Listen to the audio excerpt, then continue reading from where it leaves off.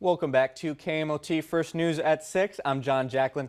The all-state football rosters across the 4 divisions have been released throughout this week. Let's take a look at our area athletes that made the teams, beginning with 9-man.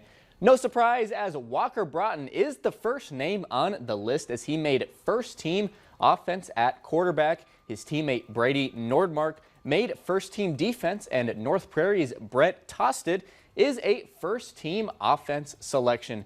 Here are the second team all-state area players. Another Cougar, Cole Henderson, WNG's Will Arts and Trayton Lessman, Drayson Johnson and Reed Morlock from MLS, and South Prairie's Hayden Ball. In Class A, Copper Bowl quarterbacks Jet Lundeen and Ben Shep make first team all-state, plus Bishop Ryan offensive lineman Cade Okeson, VDAG's Reggie Bruner, Hank Bodine and Trayson Eigelhart all make first team defense.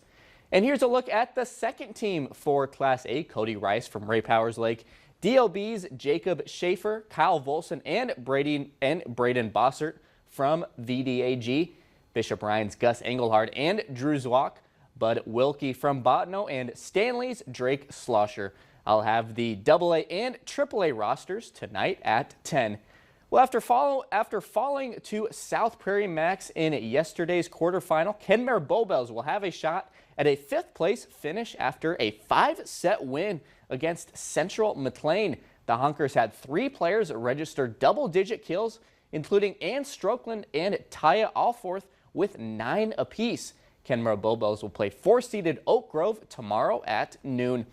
And in Class A, the semifinals took place earlier this afternoon, and the championship is set. It's West 1 Bismarck Century versus East 1 West Fargo Cheyenne. I'll have the highlights from tonight's Class B semifinals at 10, which of course include South Prairie Max. We'll be right back.